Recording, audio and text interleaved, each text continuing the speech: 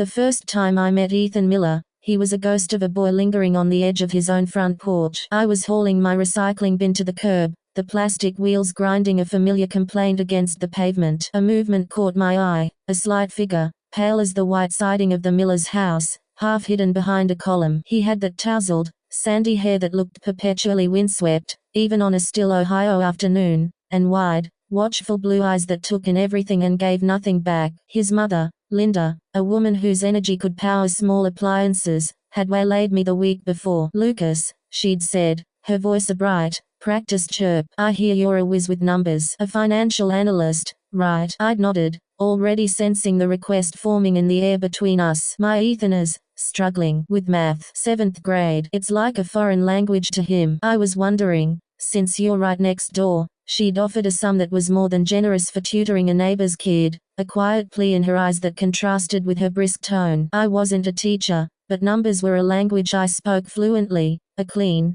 logical world. I'd agreed. So, that Tuesday at 4 p.m., I found myself in the Miller's impeccable clean living room, a space that smelled of lemony polish and faint anxiety. Ethan sat across from me at the oak coffee table, a geometry textbook lying between us like a demilitarized zone. He was quiet, his answers monosyllabic, his posture a study in how to occupy the least possible space. The work was basic: area, perimeter, an introduction to simple equations. But for Ethan, each problem was a mountain. He'd stare at the shapes, his pencil hovering, as if waiting for the triangles to confess their secrets. "It's not about memorizing," I said, trying to sound gentle. "It's like a puzzle. Look, this side is x. We know the perimeter is all the sides added up. So if these two sides are also x, what do we have?" He blinked. 3 x's, right, plus the 4. So the equation is 3x plus 4 equals 19. A flicker. A tiny, almost imperceptible spark in those blue eyes. "So, you take the 4 away from both sides." "Exactly." He solved at x equals 5. A small,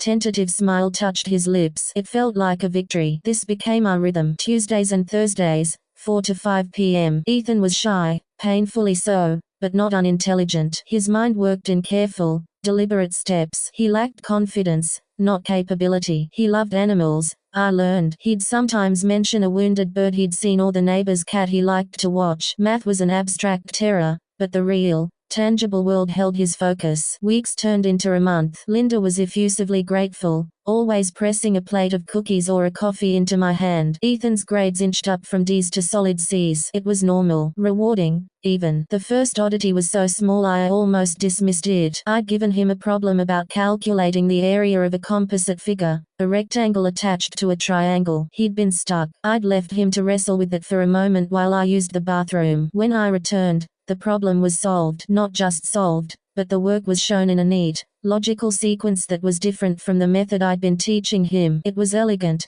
almost sophisticated. "You figured it out," I said, impressed. He just nodded, not meeting my eye. "Yeah, this way is actually really clever, Ethan. Splitting the triangle like that. Did you see that in a book?" A shrug. One of his classic, non-committal gestures. "Just guessed." I let it go. Kids have bursts of insight. Then came the incident with the calculator. It was a Thursday, and we were working on percentages. His school-issued calculator was a basic model. He was painstakingly entering 65x 0.15. He pressed the equals sign. The display read 9.75. He went to write it down, then frowned. He looked at the calculator, then at his paper. Without a word, he cleared it and entered the calculation again. 65x 0.15 equals 9.75. He put the calculator down, a deep line between his brows. "That's wrong," he whispered. "It's not," I said gently. 65 times 0.15 is 9.75, 10% would be 6.5, 5% is 3.25,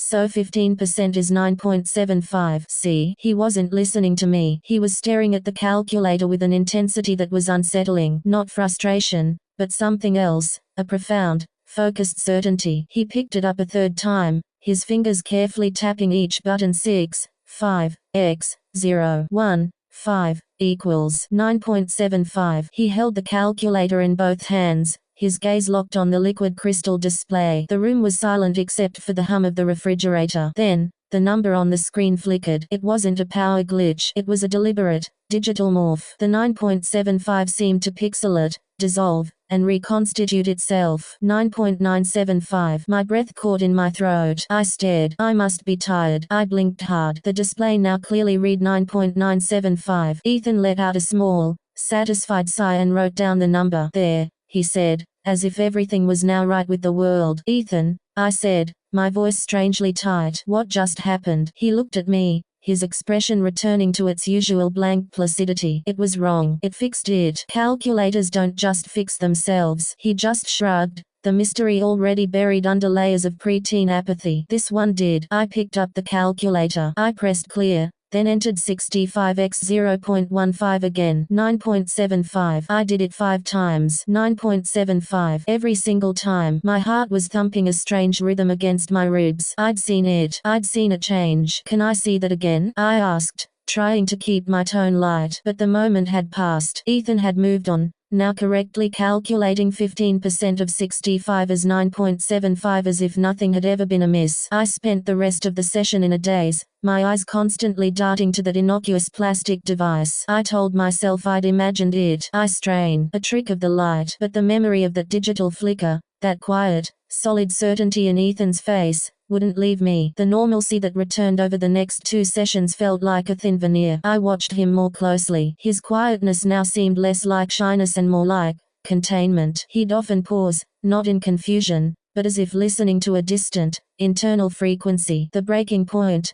the event that shattered the normal forever, happened on a rainy Tuesday in October. The problem was a word problem, the bane of every math student. It involved 2 trains leaving different stations at different speeds. Ethan hated these. The abstraction of it, the layers of language, threw him. He read it 3 times, his shoulders hunching closer to his ears with each pass. I don't get it, he mumbled, his voice thick with the threat of tears. Where are they going? Why does it matter? It doesn't matter, I soothed. It's just a framework for the numbers. Let's break it down. Train A, 60 miles per hour, leaving at 1 p.m. from Station X. But he was shutting down. His breathing hitched. He was a kid overwhelmed, and I was about to suggest we take a break when it happened. He put his hands flat on the open textbook, on either side of the offending problem. He wasn't looking at it. He was staring at the wall behind me, his blue eyes wide and utterly vacant, as if he'd retreated somewhere deep inside. A single, fat tear rolled down his cheek. Ethan, it's okay, I started. Then, the paper began to smoke, not metaphorically, literally. Thin, grey, acrid tendrils of smoke curled up from the page, directly under his palms. The smell of burning paper filled the lemony air of the living room. Ethan, I shouted,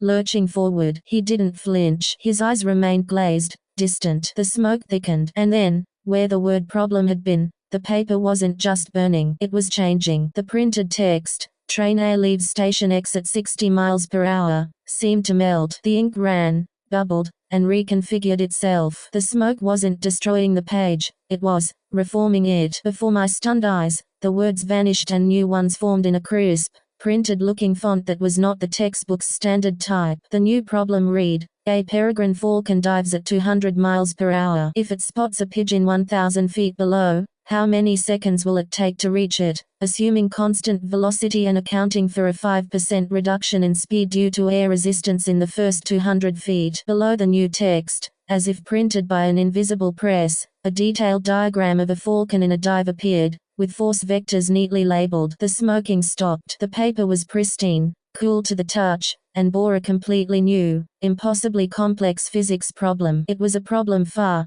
beyond 7th grade math, beyond high school. It was a problem of applied aerodynamics. Ethan blinked. The vacancy left his eyes, replaced by a look of mild curiosity. He looked down at the transformed page as if seeing it for the first time. He frowned at the falcon diagram, then his eyes scanned the numbers. He picked up his pencil. Okay, he said softly, his voice calm, clear. So first, we need to convert feet to miles, or miles per hour to feet per second. Feet per second is easier. He began to write, his hand moving with a swift, confident grace I had never seen. 200 miles per hour is 293.33 feet per second. But the air resistance in the first 200 feet reduces the effective speed by 5%, so that's a delta V of 14.67 feet s. So we have to integrate over the initial segment. He was talking to himself, solving an advanced calculus-based physics problem as easily as breathing. The boy who couldn't grasp why two imaginary trains were moving now discussed integration and force vectors with the ease of a graduate student. I was frozen. My mind, my logical, numbers-based mind, short-circuited. I had seen it, the smoke, the changing text, the impossible knowledge. Ethan, I finally managed, my voice a dry croak. How did you do that? He looked up, and for a fleeting second, I saw something ancient and terrifyingly intelligent in his gaze. It was like looking into the eyes of a star. Then it was gone, replaced by the familiar, shy Ethan. He looked at the page, at his work, and confusion clouded his features. He dropped the pencil as if it had bitten him. I don't know, he whispered, genuine fear in his voice now. He pushed back from the table, his chair scraping loudly. I don't know what that is. He stared at his hands, turning them over as if they were foreign objects. What's happening to me? The fear in his voice broke through my shock. This wasn't a trick. This was happening to him. He was just as scared as I was. More so. It's okay, I said, the adult instinct to comfort overriding my own terror. I reached out slowly and closed the textbook, hiding the impossible page. It's going to be okay. But it wasn't. The facade of normalcy was irrevocably gone. The rest of the session passed in a blur of strained silence. I left the Miller house that evening feeling like I'd stepped out of my own reality. The rain had stopped, leaving the world slick and reflective, each puddle a fractured mirror. I couldn't sleep. I paced my living room. The image of the smoking paper burned into my retinas. What had I witnessed? Telekinesis, pyrokinesis, some form of reality manipulation? And the knowledge, where did that come from? It was as if accessing high-level math and physics was a side effect of whatever that was. The next day, I knew I had to talk to Linda. This was beyond a tutor's pay grade. This was a cry for help. I found her in her driveway, unloading groceries. Her cheerful smile faltered when she saw my face. Lucas, is everything all right? Did Ethan do something? Linda, we need to talk. Inside, privately. The cheer evaporated, replaced by a mother's sharp, intuitive dread. In her kitchen, over coffee she didn't drink, I told her. I left out the more unbelievable details at first, the calculator, the physical transformation of the paper. I focused on Ethan's sudden, profound shifts in ability, his trance-like states, the fear he'd shown. To my surprise, she didn't look shocked. She looked devastated. She folded into herself, her hands wrapped tight around her mug. He's been different, she confessed, her voice hollow. Since he was very small. Little things. Plants would bloom out of season near him. Broken toys would fix themselves overnight. We thought it was our imagination. We took him to doctors, therapists. They said it was stress, an overactive imagination, maybe a mild form of synesthesia. But lately, it's been getting stronger, more specific. She looked at me, her eyes pleading. He likes you, Lucas. He trusts you. He's never performed it in front of anyone before. He's always been so scared of it. What is it, Linda? I asked gently. I don't know, she cried, a tear escaping. His father, my husband,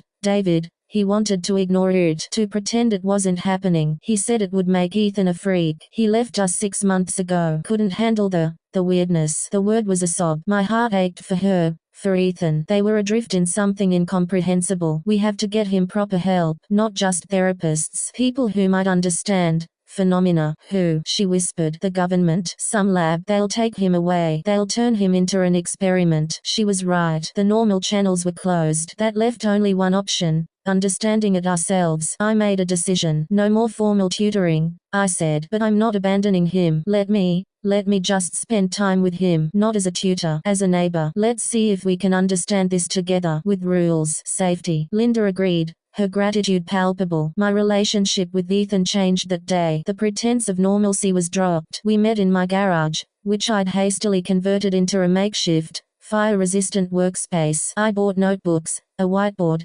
simple tools. I told him we were going to treat his ability like a new subject. We would observe, record, and try to find the rules. At first, he was reluctant, shrouded in shame. I'm a monster, he said once, staring at his hands. No, I said firmly. You're a kid with a unique gift we don't understand. Fire is dangerous, but we learn to cook with it. Electricity is dangerous, but it powers the world. We need to learn to understand your electricity. He called it the click. That's how he described the feeling before something happened. Not when he was stressed or scared, though that could trigger it involuntarily, like with the textbook. But when he focused, it's like when you're trying to remember a word and it's on the tip of your tongue, he explained, slowly becoming more animated than I'd ever seen him. And then it clicks. Except it's not a word. It's like the answer to how things fit. We started small, with strict safety protocols. A piece of scrap paper with a simple drawing. He would hold it, concentrate, and try to click to change the drawing. It took days of failure, of frustration. Then, one afternoon, as he stared at a crude sketch of a cube I'd made,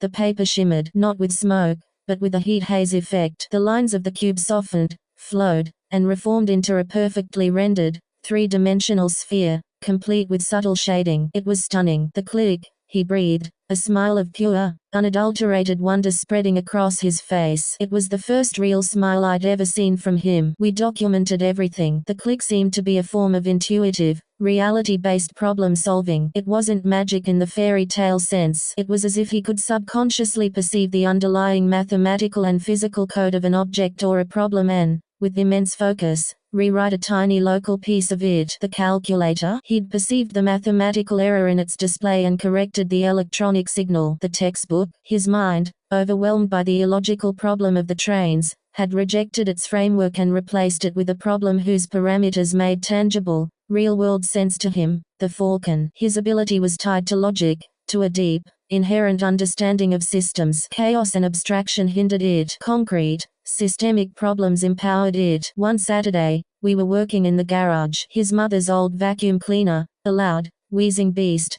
was sitting in the corner, destined for the dump. On a whim, I asked, "Can you click with that?" Not to make it pretty, to understand why it's broken. Ethan approached it cautiously. He placed his hands on the plastic casing and closed his eyes. Minutes passed. Then, his eyes flew open. The intake manifold has a hairline fracture causing a 30% loss of suction. The motor brushings are worn to 2 mm, and the bearing on the main axle is misaligned by 0.5 degrees, creating harmonic friction. He didn't just state it, he saw it. He asked for tools. With a focus that was breathtaking, he took the vacuum apart. His movements were no longer those of a clumsy 13-year-old. They were precise, economical. He found the fracture, a crack invisible to my eye. He didn't fix it by clicking. Instead, he took epoxy and sealed it. He measured the brushings with calipers I had, confirming 2 mm. He realigned the bearing with gentle taps of a hammer. When he reassembled it and plugged it in, the vacuum roared to life with a smooth,